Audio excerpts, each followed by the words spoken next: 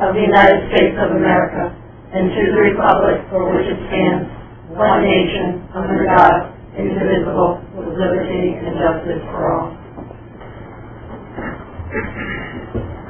I'd like to thank everybody for coming to our August regular meeting. I hope everybody had a good summer. I can't believe how fast it went by. Introduction of visitors? I don't feel they're like visitors, but certainly we welcome Pat Fedor from WASA, and Martha Shoemaker from the WFCT, and Linda Braley as well. Okay. Is there any public comment tonight? Public. Any public comment? There really isn't much public here. Okay, now we're down to the consent agenda. Would somebody like to make a motion to accept the consent agenda? So moved. Marcia, is there a second? Second. Is there any discussion? Okay, Joe, if I may, I have a question about the food service. Yes. Are we looking into that? I mean, these are relatively old ones, the ones that are on here. You guys put in a new policy, I believe, it was either last February, might have been prior to that, where these balances don't get up to these levels. We've exhausted all avenues to try and collect this. It's a receivable that we had booked in the past. Now it's time to reverse it. The only way to reverse it. She's talking about. Oh, I'm sorry. Food service. I thought she was talking about. That was my next question. But this is Yeah, unfortunately, this is kind of in line with where expectations were. This is definitely going to be an area of focus over the next year. Lost $70,000 this year. It was $30,000 the year before. That's a lot of money. And yes, and we are. We're also in negotiations with them, and we've talked about ways to address manpower, potentially reducing at some of the locations. Also, we'll be looking at any commodities. But in all honesty, most of the cost here it's all labor related.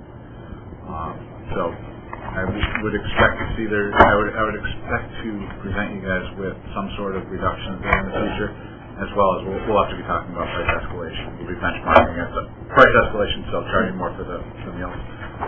We will be looking at that and benchmarking against other towns over the next year. Oh, thank you.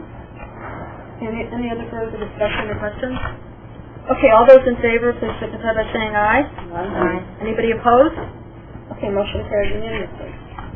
Reading and or review of correspondence received. Do you have any comments? No, I don't either. Okay, now we're down to superintendent's report. Flying right through it. First item, I would just like to welcome Caroline Whitaker. Caroline started August 8th with us in the superintendent's office and her first board meeting. So I know all of you have been in touch in one fashion or another with her, probably via email or phone. But welcome, Caroline. Just want to go over a couple of overview of hiring new faculty and staff and kind of just general preparations for the new year. You have a hiring report in front of you as we prepare to open this fall.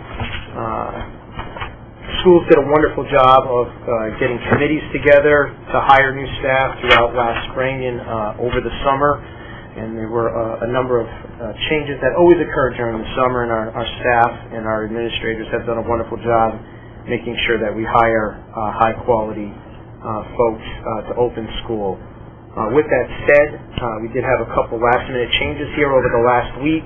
We did have a Waterford teacher land an assistant principal's position in another district, so we're proud of that fact.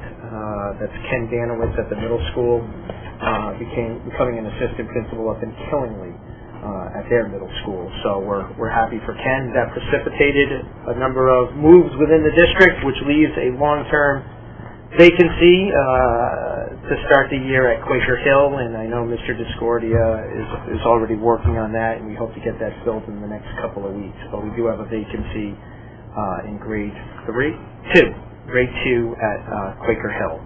Other than that, we're fully staffed. A couple para positions we're finalizing, but overall in very good shape to start the year.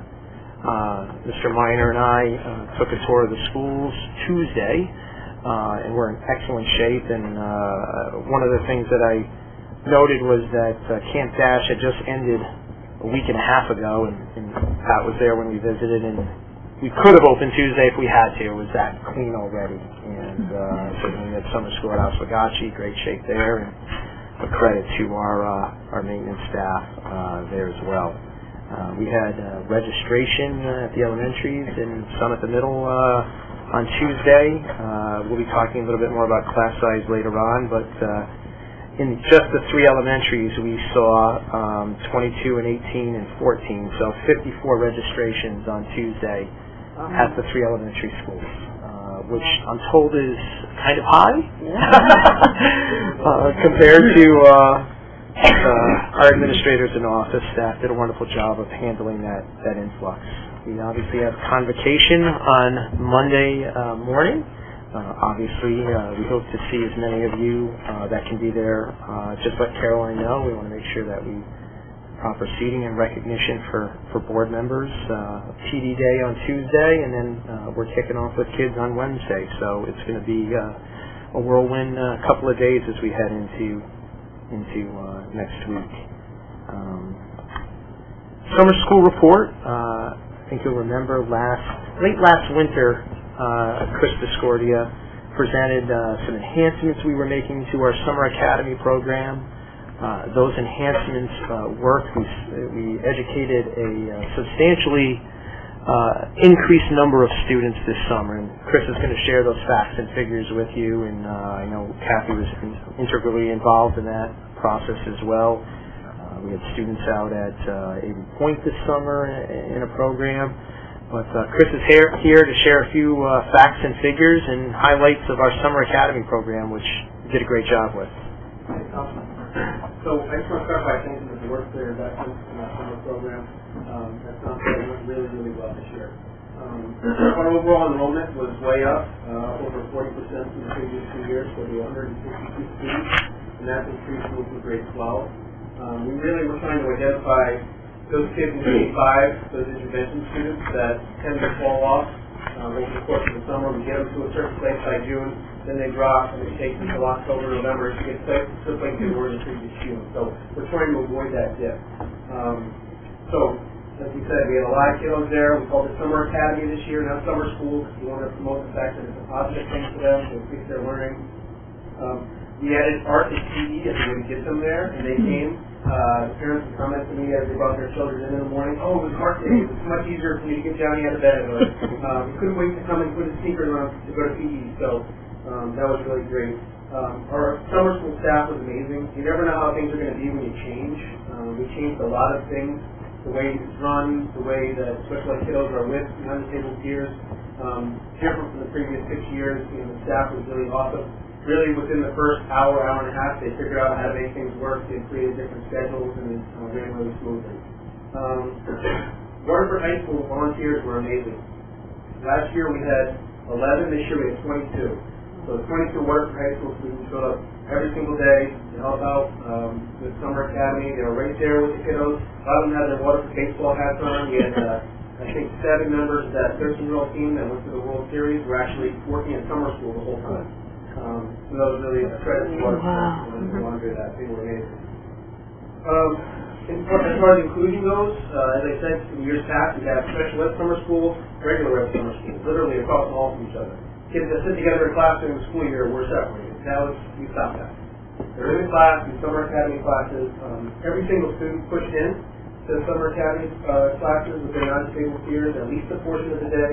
And 30 out of the 39 students were in there the entire time. So that was really a great experience. We also added an interventionist this year for our K-5 students, and that was to continue intensive programs like Wilson and Foundation, really to build those basics of literacy for our K-5 students, and that was amazing as well. Janice Bouchard, who does that at Oxford, takes it right up, worked with 20 students of all levels that received that intensive support, and was able to continue on with that learning. So they're going to be in a much better spot when that school year starts as well. So overall, it was really a great experience. We did have a water day at the end. Kids had a lot of fun with that.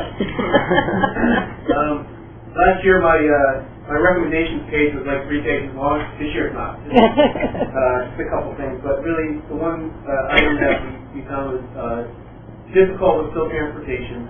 The program for Summer Academy kids runs from 8:30 to 11, 4 days a week. It's challenging for working parents to get their kiddos there. I did have a couple ideas that we're working with, perhaps try to extend out the playground program to go till 3 o'clock, if it would be some kind of an option, get that at Oswegaki, or even find the funding for just one bus, regular sized bus, to bring kids over to get Dash if they can get in. We had a smaller bus with several students, but we didn't get that put in place until really the last minute. So those are just a couple items. I can take any questions you have, or... Does anybody have any questions? Sounds like a great program. And I also enjoyed what you do over summer. Oh, yes, thank you. That was really good. Yes, Ken. I just know you did bring up, and that was going to be my question, how did you manage with transportation? So would the one bus then accommodate, because you probably have some of the parents, right, being, not the parents, the students being driven in by the parents, so you may not, would one bus be sufficient? Is that what you're projecting? We'd have to get all those kids in Dash, and that would be an issue too, because I know it builds up. And so that would be a challenge. I guess if we look back at the numbers, and about 30 students declined due to transportation issues, K through 5. So we could put that as an option and find out for parents if that's going to be enough. But we could find out beforehand and see if that will work. We recommend right around March, so we have time to figure logistics out. Talk about those options. Thanks. So one thing is, we transport the special ed students who need it.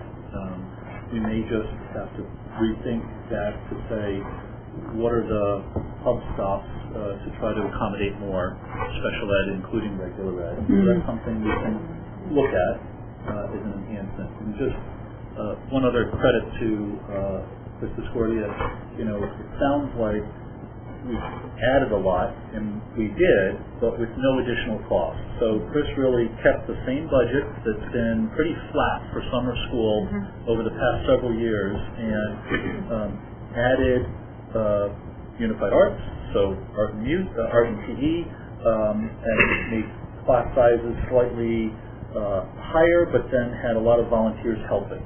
And it was really through that creative process that I really think we've had a highly successful program. So credit to Chris.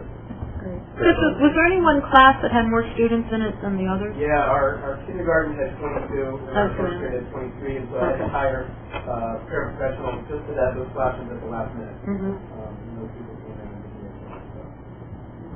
I have a question. Chris, do you track the students that attend in summer to see if they're able to hold on their academic gains through the school year? So this is the second time I've done summer school, and we are this year. So Janice actually has all the learning record data for our 5 kiddos, and we want to see, they did get report cards, so the goal of Summer Academy is to maintain progress. Some kids actually went up level. Good. So we're going to check that, and we're going to check it again next year. So we see some over time. Did you offer to the kindergartners from the Friendship School that are going to? Oh, good. Did you get many of them? Or? I think we had 4. And we have all preschool. Preschool. Oh, good. Friendship School. Good. No, it sounds like they had, and I like the idea that you changed it to academy rather than summer school. Negative connotation. Yeah. It does. Okay. Anything else? We also like to cities and water for time credit recovery. Please. 4 weeks. And we have 5 students that are 3 points in the transition program. That's good. Great. You had middle schoolers too? Middle schools were At With summer Chris. camp. Yeah. Okay. Thank you. Anything else? Everybody else set? Thank you, Chris. And just the last item that I had was that to let you know I've been contacted by the moderator of the RTM, Tom Dembeck, to attend an upcoming meeting to explain the WASA contract. So, just let you know. Do you know that meeting? I have not got a firm date. I'm told September 6th, but I still haven't been given a firm date on that. That concludes the superintendent's report. Okay. Thank you. Okay, now we are down to committee and other reports. Does anybody have any reports? I could just mention that the Atlantic Broadband will be having a big event on September the 16th, and it'll be the first in the state, and So Manson's got all the technical stuff, but they're moving to 1 megabit, and that's supposed to be the fastest service that we can have in the state. So it's a big event, and I believe that it's going to help businesses. I've been asking to go back. At one point, the advisory board gave out scholarships to the schools, and hopefully there'll be some monies, and we're talking about that now. So going forward, there could be some small scholarships for the schools. Well, that's great. Yeah. Okay. I just have a really quick Youth Service Bureau report. Camp Dash was a huge success again this year, and they had a waiting list for almost every single week. So they did a phenomenal job. And I'm really proud of our Waterford High students that helped out there, and we have some college students that came back, and I think it was a very well-run program again this year. Also, Tom wanted everybody to know that the CAPS convention is November 18th to 19th. And it's going to be held at the Mystic Marriott, which is really close by, and you get a discount for early registration, which is August 29th. So if you want to go, please contact Caroline, and she'll make sure that we get registered. And an added bonus is we'll have a team from the high school this year presenting at Cape Cats about the Positive Foundations program. So they submitted a proposal to present, and it was accepted. So it would. It's going to be nice PR for the district. That'll be great. Okay, now we're on to new business, and Tom wanted me to let everybody know that items E and F, we will not need to go into executive session, so we can cross that off our list. Okay, review and discussion of class size report. Sure. I just mentioned a few moments ago we had registration this past Tuesday. We wanted to provide you with the latest class size numbers, as is tradition at the August meeting, and certainly again in September. As I mentioned, 54 registrations at the elementary level. Part of the reason is we want to alert you to any hot spots that might exist before we open up the school year.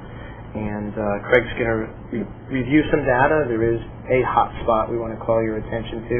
You'll recall during the budget process this past spring, we did eliminate 3 teaching positions, 2 of them being elementary teaching positions, and then a tech coach position at the high school. But we felt it was certainly our obligation to let you see the data and mull it over. So, Craig, I don't know if you want to... Absolutely. So starting from just the totals, I just want to alert you that if you look at our 8th grade, at 227 students, that's the highest amount of students at any one grade level for Waterford. So as a year from now, that sort of cohort of students leaves the middle school is going to be dropping its enrollment pretty dramatically, because if you look at the 5th grade class of 169, so that will be a change for the middle school. And that will be the last large class going through the high school then, as you can see, for many years to come. You can also see that grades 1, 2, and 5 are, we have student class total enrollments in the 160s. So that's a dip for us, because we're usually always consistently about the 200s. Then if you look at the elementaries, as Tom mentioned, the Great Neck Grade 4, we've got 3 sections of 25, which is, historically on the high side. So that's the hot spot that we want to bring your attention to. We're aware that, we've got good-sized classes in other areas too, but that's really the one that's at a do we do something about it? So, what about the kindergarten class though, right now? That's kind of high for kindergarten. It is, and Tom and I had a conversation with Pat, and I think we could provide some additional support internally in the building. And Pat, if I speak for you wrong, please correct.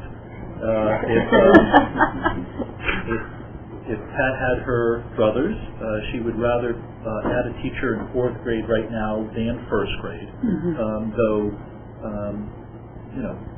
we could recognize that kindergarten is a touch high. It's slightly larger than last year's kindergarten at Great Neck by a student or 2. But if you look at the 1st grade and this year's kindergarten. They're close in number, and there were 2 teachers in K last year. And also, the kindergartens too, though, that 135, and we still have students at the Friendship School Correct. that will be coming in. Which is, you There know- won't be just 135 next year, probably for first grade. That is It'll be correct. So Okay. numbers grades 1 through 12 are solid. Kindergarten, we'll see what actually happens Next come year. October 1 at the Friendship School, but, you know, it's like last year, it's about 40 students. Marcia, do you have a question? I have a comment and a question. What bothers me is that at Great Neck, the 4th grades are the highest, and then the kindergarten are the highest. And to me, I've been in those classrooms, all the classrooms, and believe me, you need help with kindergarten. And I cannot see having first grades and second grades and third grades lower than kindergarten. If we could, it's too late, I think, in the year to say we're going to cut a first grade, second grade, third grade to put somebody over in kindergarten. So how desperate are we that we can't get another teacher for kindergarten and for 4th grade? How desperate are we? Well, I mean, obviously What's you're... the finances? Yeah, I mean, you're obviously familiar with the budget situation from last spring. I asked Joe in preparation for this meeting to put together kind of what's the known assets and liabilities, I guess you could call it at this point. So, Joe, I don't know if you want to share that information at this point? Obviously, every year there's going to be variations on the salary side. So certified salary changes at favorability of about $110,000. I'm trying to do round numbers.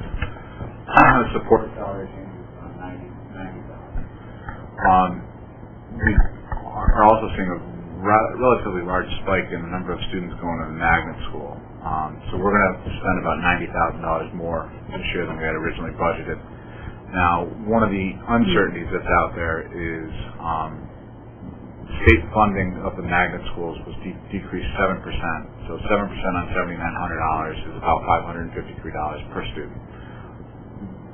We don't know if that's going to come back to us. My inclination and my posturing, if presented with a bill, would be no. Catch up with us next year, just because we were already furnished a bill for what the services were supposed to be for fiscal 17. If we were to get hit with that, that'd be another $70,000. So, all said and told, we're looking like we have about $40,000 maybe. And guys, this doesn't take anything contextual with special ed. We're so early in the year, and that's definitely a sensitive area in every school district. So, I mean, there's opportunity we can manage around anything that you guys decide, but. How much would 2 teachers cost us? 2 teachers? $200,000. 1 second. So, it ranges. Step 1, straight out of school, is $45,000 per teacher, so $90,000. All the way up to MA 30, step 5 would be about $66,000, so $130,000. And Joe, does that factor in the benefit package? So when you say 45, that includes the benefit package? No. In year 1, the way that this town does self-insurance, there wouldn't be any exposure on health insurance. Okay. This year. Next year, obviously, we would incrementally. It doesn't include the 1.45 for Medicare, but there's no Social Security on teachers, so those are pretty good numbers. Okay. Jody, can I just go back to Craig was trying to find a solution here for us when we looked at, everyone kind of brought our attention to the kindergarten class size, but could you tell us what you would mean by adding a little additional support in the room? What would you include in that? Well, I think Pat would try to use whatever paraprofessional resources she has to really dedicate to the kindergarten. That would not be full-time support. So I think she would try to target maybe the language arts block and the math block. I mean, for kindergarten, if we had to provide additional adults, that would be the most critical time. That's try to get some regular support. That's what I meant. So it doesn't replace any full-time, people, but it would be some extra adults in that classroom at some period of the day. Amanda, did you? Yeah, I was going to say, and you probably have already done this, so forgive me if I'm saying something you've already done, but have you looked at all the other schools and paras and other schools, and maybe are there some, maybe they can shift, or is it shift somebody, or? So we have done that exercise, Amanda, and where if we look at the total of Great Neck having 306 and the other schools higher, there may be then some of the paras that we provide for special ed resource or for any of the interventions that could be focused into kindergarten because of that. But to answer your question a little more completely, Kathy has really done an actual thorough analysis, just almost week by week as we go, of can we move paras from one place to the other, and based upon IEP needs, we really You got can't. a way to have them. Yeah.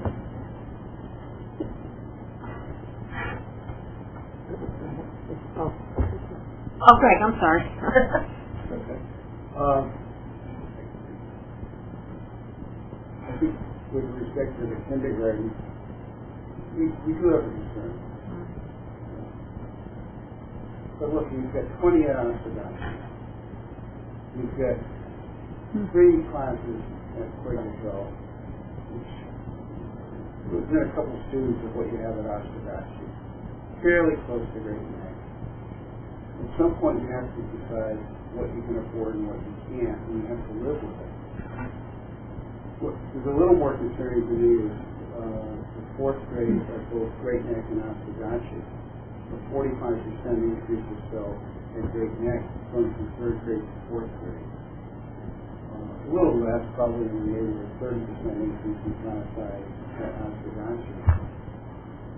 And if we say to ourselves, we don't want our students to have that type of, what we probably think of as crowding in the classroom, well then the question is, you have to have an answer to, okay, well, where are we going to come up with the money? What are we going to lose to get a new teacher in?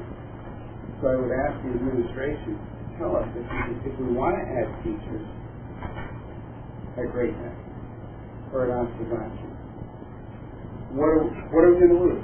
Where's that money going to come from? What other services, either in personnel or material or you name it, are we going to lose in order to do that so that we can make a decision?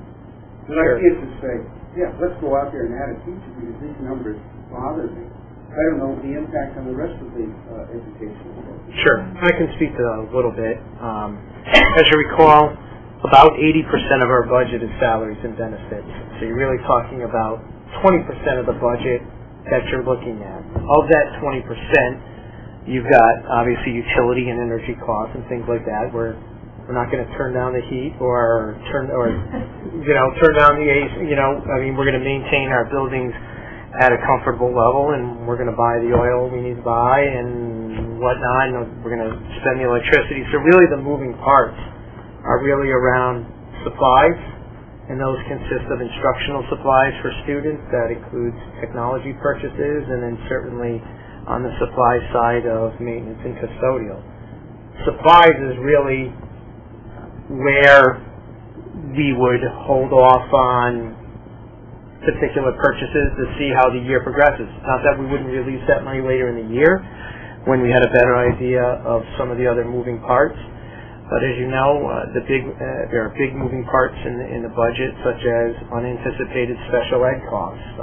A student moves in that requires X amount of dollars of service that we haven't budgeted for. That's got to come from somewhere as well. So to answer your question, Greg, it's really on the supply side, unless Joe has additional information. But it's we're not going to cut necessarily other staff to fund a teacher, because I think the staff that we presented in the budget are the necessary staff. We're certainly not going to take away insurance from anybody. Really, the moving part where we have the most control over is on the supply side. So you mentioned that we had 54 enrollees. They were unexpected, correct? Well, not necessarily unexpected. We always get August enrollment. From talking with the principals, it's probably a little higher than we've seen in most years. I guess what I'm trying to ask is the jump in enrollment enough that might justify going back to the Board of Finance and asking for a supplemental appropriation? How does the board feel about that? I mean, we've had a policy with respect to class sizes for years, and I don't think we're violating that, but we're getting close to it. Do we think we have a strong enough case? And if we don't, my guess is we just have to live with it. We know we're not happy. So that the children have to live with it, and the teacher, not us. You know, I mean, I just... I think that we want to cut the fine. No, but there's other ways. Martha, did you want to say something? I know if I've seen these numbers before, I would have asked questions to Tom and Craig before, so I'm not trying to figure out a term, it's just thinking of the students and the teachers. You're looking at a first grade class is going to have 43 students, but you have a kindergarten class of 43 as well. So it's going to be 3 first grade, but you still keeping them together. Okay, that's somewhat concerning to me as a teacher. But I also wonder, aren't we seeing some cost savings by the fact that you have lost the teachers in middle school, and if by the time that person leaving, if you hire a teacher, a beginning teacher, wouldn't you be able to cover that cost? Really good point. It means that you have a babysitter? I don't know if you want me to respond or not. Yeah, go ahead. Sure. And then Amanda. In regards to the question about K1, Craig and I and Pat did meet at length to discuss that, and the three of us came to the conclusion that the student needs in grade 1 warrant the third teacher at grade 1. Again, the numbers in kindergarten of 22 and 21 are similar. I believe they were 21 and 20 last year, so it's a 2-student uptick over what those same 2 teachers had last year. And if I may just add, in looking at the turnover savings, we did account, we update that like as soon as the change happens. So we've actually updated the savings from 10 leaving, and we put in a placeholder of MA5. We could hire cheaper, but we like to not limit ourselves to only hire the cheapest teacher. We want to hire the best teacher. So we did budget like we have for any turnover already in the numbers that Joe presented. Amanda? I was thinking for the kindergarten, I know what the school that I'm at, those are high numbers, and also what we've tried to do, I know that Great Neck has a breakout room, so I'm not sure if the kindergartens are next to each other, if they share a breakout room. They don't have the breakout room. All right. Could we hire possibly a para to work part of the day, and then go to that? We've done for a couple of ours where we've kind of had to share an extra person, but at least for the morning hours, or they could flip based on what the teacher's needs are, but then they can plan their day around more academically strong. They would have the extra person in during that time, and they could kind of... So, Amanda, you're correct. That's certainly a possibility as well. And it would certainly be at a lesser cost than the teacher. And to kind of go back to Greg's point, it would still be that then, we would have to probably freeze some supplies to make that happen. This is, from my time in central office, for August or even October, this is the tightest that I've ever seen it. We have had significantly more turnover savings at this point in time, that when special ed needs arise, when we get the students coming in with high costs, we were able to work within the budget and not go back, as Greg mentioned for special appropriations, because generally speaking, that's a Board of Ed's last resort. Just to put it in context, I think because of the reduction in the Board of Ed budget, we're really, it's why we're discussing this, where in past we might have just informed the board we hired the teacher. First to Greg, I think it would be a last resort if we went back to the RTM, only because we would have to show our hand. And I am in favor of low class sizes all over the place. But I can see people taking a look at this list and having a field day. And I think it would hurt us more than help us. I think we have exceptional students because of these class sizes. I think if this goes to the RTM, they're going to say, well, you just need 2 teachers in kindergarten and in first grade and in second grade and in third grade. I can see it now. They're not educated. Exactly. And they don't understand that. And I think it would hurt us more than help us. I really do. I just don't see them understanding our side of the coin. My other problem is a paraprofessional is not a teacher. A paraprofessional can tie a shoe and can take a kid to the bathroom and can do that kind of stuff, but they are not a teacher. And there's no way when you start a kid out in kindergarten that you're going to substitute a paraprofessional for a teacher. I was in those classes when they were a little lower than this before, and those teachers did a tremendous job. But they had their hands full. Believe me, they had their hands full, and they went beyond what they needed to do. And they still did it and gave it their best, more than 100% shot. I just can't see. I know our budget is tight, but maybe, I was thinking, in the academic areas, you mentioned having a paraprofessional during the academic times of reading and math. Is it possible to hire a part-time teacher?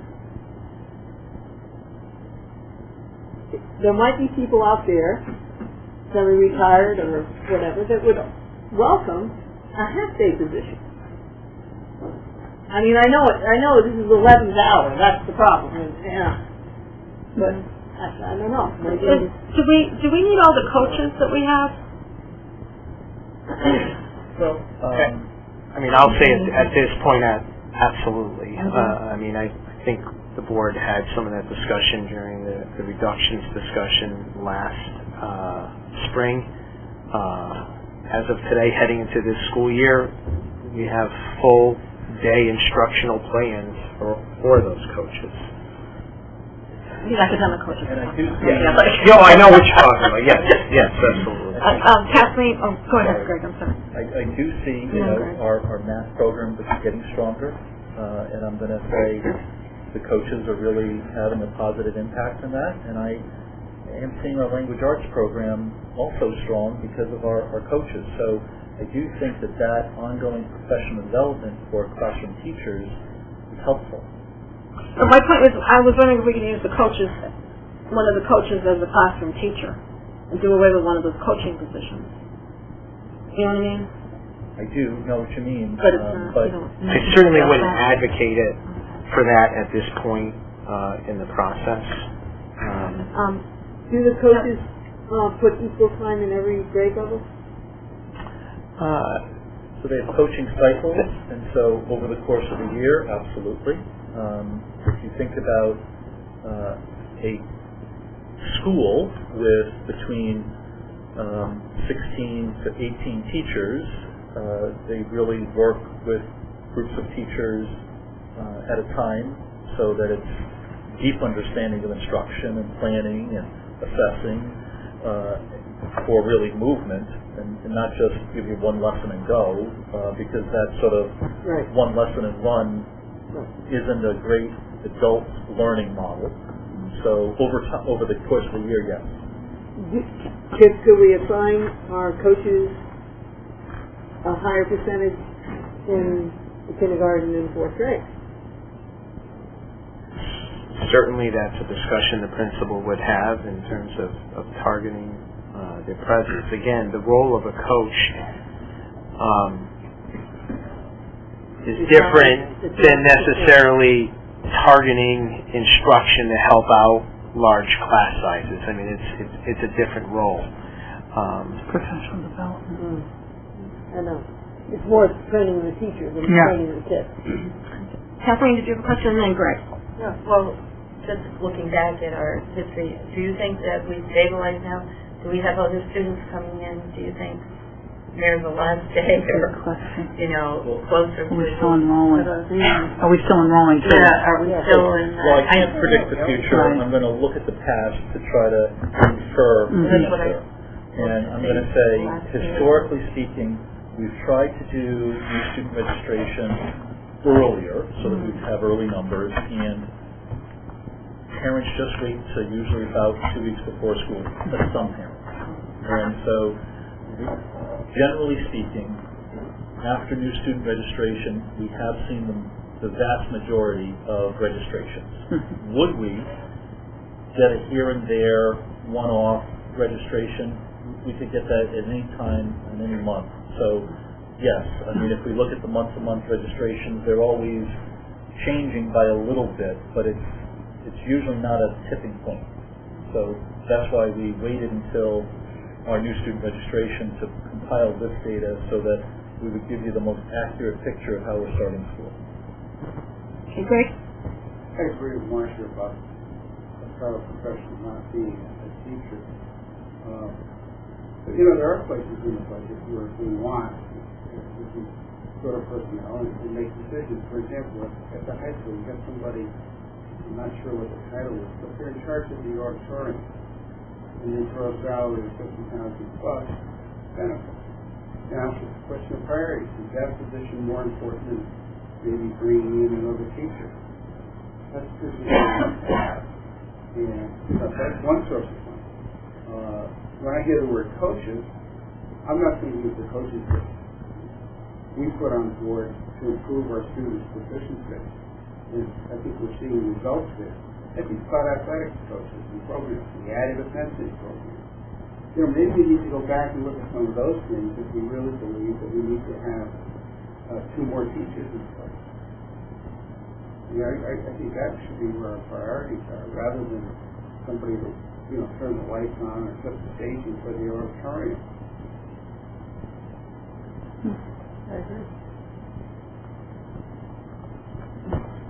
Can I ask, Tom, what would you like to see? Yeah, I mean, I'm not looking for a formal motion. The purpose tonight was to bring it to your attention and get some direction from the board if there was consensus to move forward. I'm confident that, if you added a teacher in 4th grade, that if you tasked us with making that happen, our team's going to make that happen. That's our job, to execute those things to benefit our kids. I think 2 teachers, to be perfectly honest, would be difficult. I agree with your comment about paraprofessionals. I will say the expectations on paraprofessionals in 2016 is more than what you talked about. And I know you were paraphrasing and whatnot. I agree, it's not a teacher. We would certainly prioritize support to address K if the board wasn't comfortable with that approach. I guess I'll ask Pat if adding a new para position to assist the 2 K teachers. Again, I'd say the danger in that is you have Oswegatchie kindergarten 1 or 2 kids behind. So when they get to that, where does it Where's the breaking? end? If you're asking, my recommendation, I think you look at 4th grade and allow us to prioritize other supports in K. Craig and I had that conversation with the principal at length this week, so. The other unknown is really the dynamic of the students. And so we know our 1st grade population on up because we've had the majority of them. We could look at this and talk to the principals at Great Neck and Oswegatchie about the dynamic of those classes too, and And if we need to come back and sort of inform the board that we need more support because of the chemistry of the class, so it means quantity, but it's also dynamics, are the two factors I think about for a class size. If I may, if I heard the superintendent correctly, I think you may have been suggesting that the fourth grade takes a higher precedence right now, and that you would be looking within available appropriations that you have to find a way to do that if that's the decision that comes down, but it would not be going back to ask for additional funding. You would we would, our team, Correct. we would find it within available appropriations. And just a quick comment, I think, Greg brings up an excellent point. We're living in a different fiscal climate, and I think as we enter budget season, as a board and me being your superintendent, we need to look at what those priorities are in the budget and scrutinize every cost center to say what's the cost benefit to X, Y, or Z.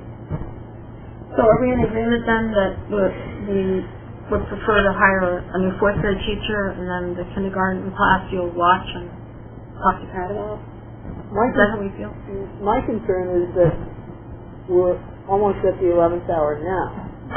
If any of the kindergartens go up, are we actually going to come back a month later and then split them into three?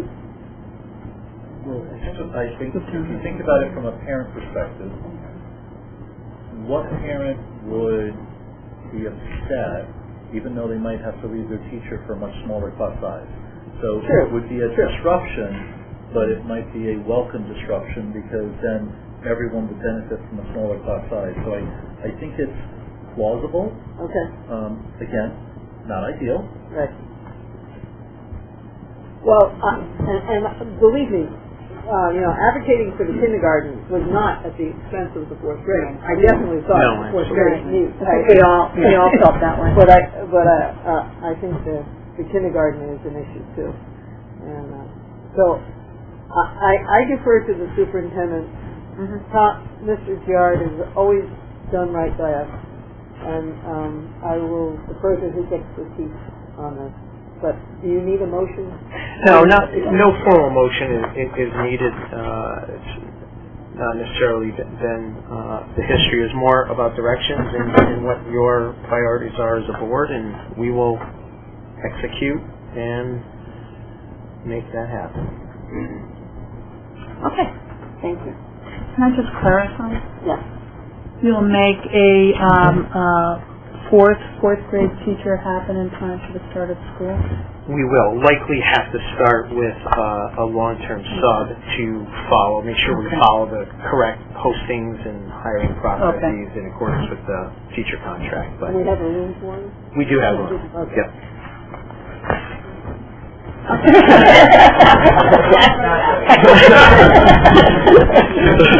Okay, now we're on to new business still. Item B, discussion and possible action regarding accounts receivable write-off program at Great Neck, Oswegatchie, and the Friendship School, and that was enclosed in our packet.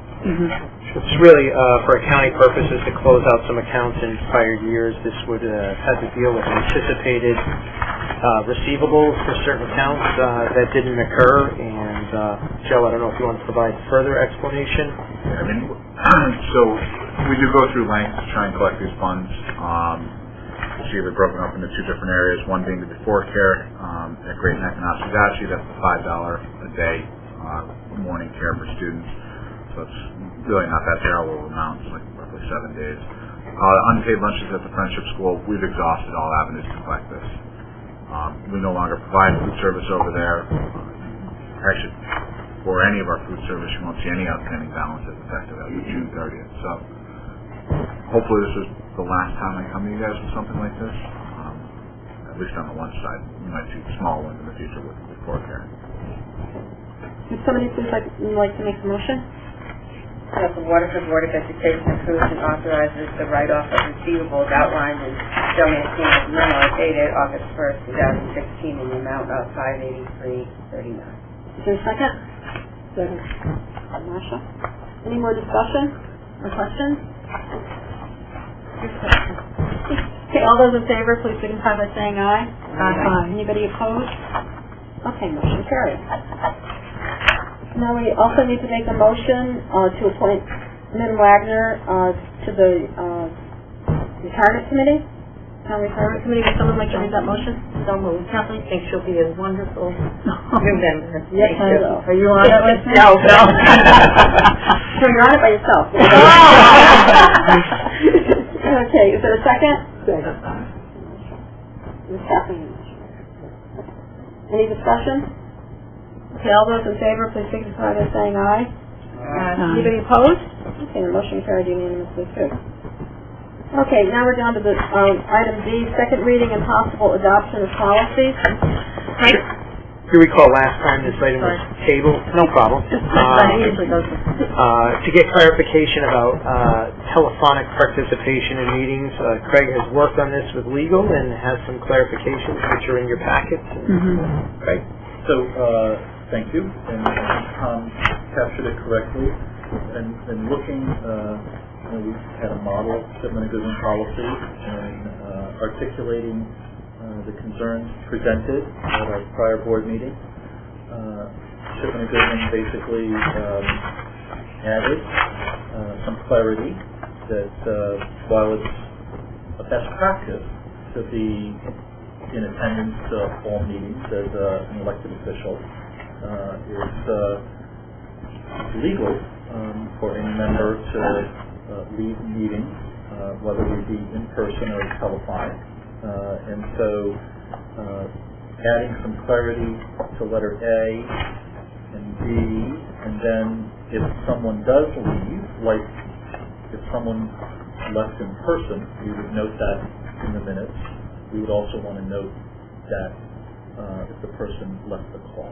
And that would be critical in if that person was maintaining a quorum, because once a quorum is not reached, then it becomes a non-meeting at that point.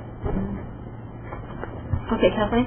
Yes, thank you. I also, and we've had the discussion, so I wanted to just back up what was said, that legally you can't tell somebody whether you can or cannot hang up the telephone, but in speaking to another legal counsel, it is best practice, and I think a lot of boards don't even have this as a policy.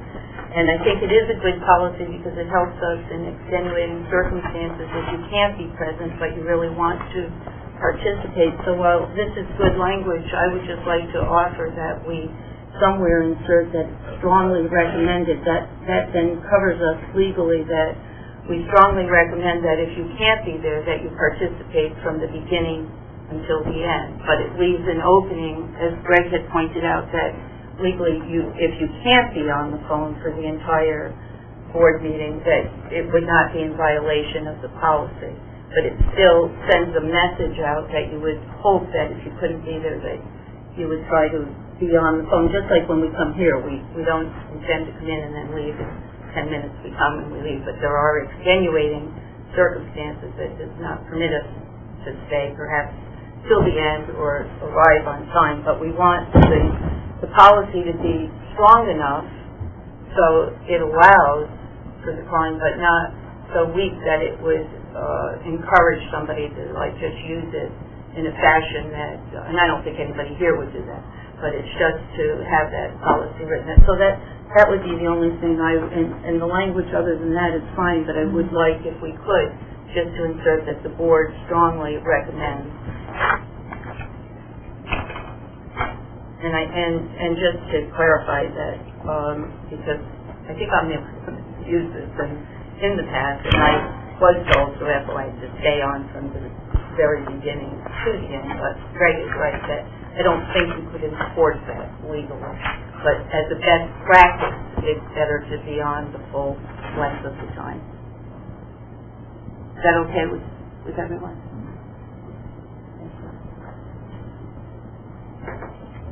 So, is the board comfortable with inserting a sentence about the best practice of the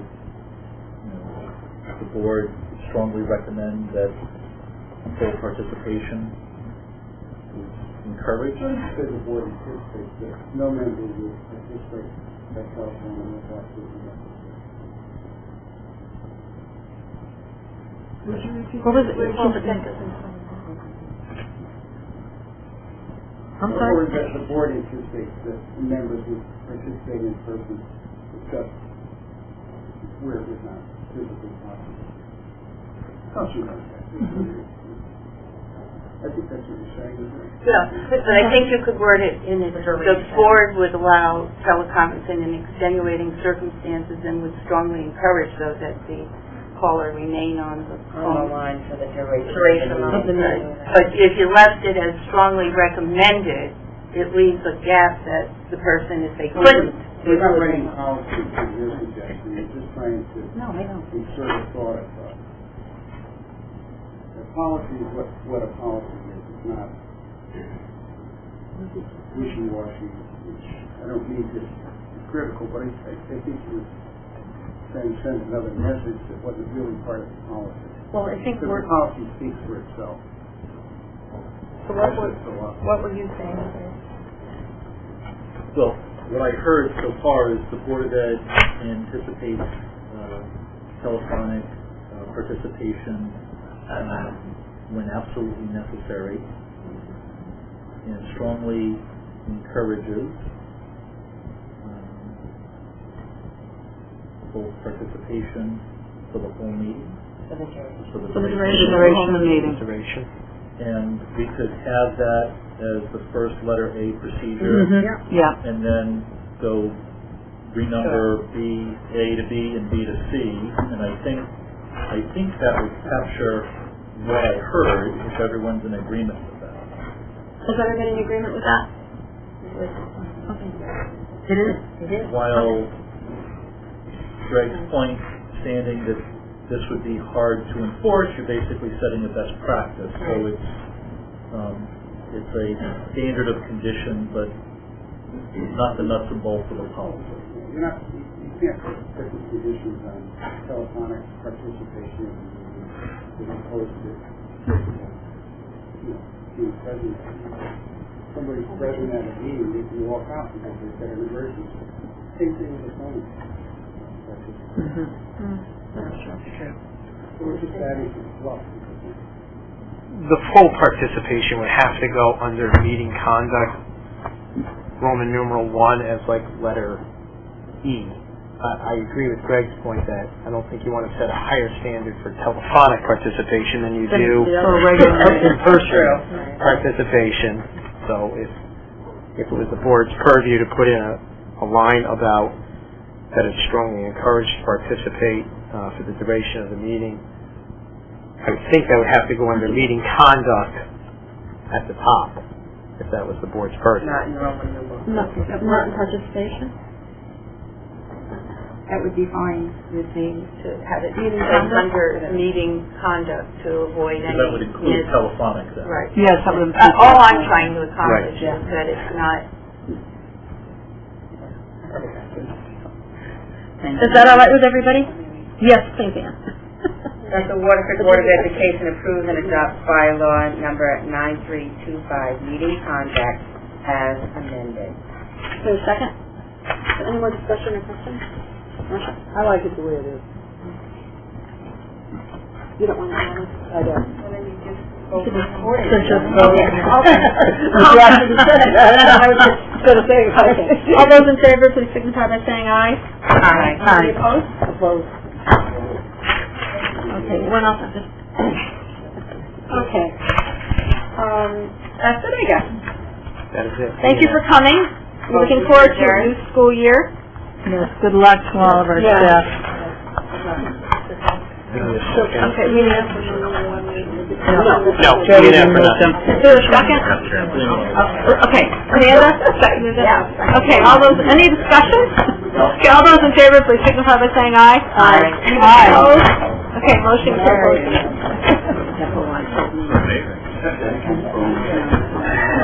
So just to have them, but they would mention, and the lawyer told me, there's a legal officer. And the vote, there is a difference I between agree. telephonic and in-person.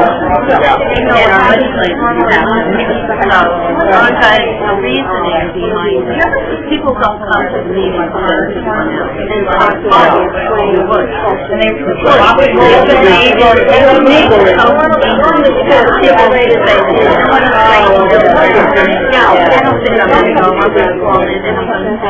we have to sit, not all get credit for it. Yeah. Yeah. That's my. And if it's not,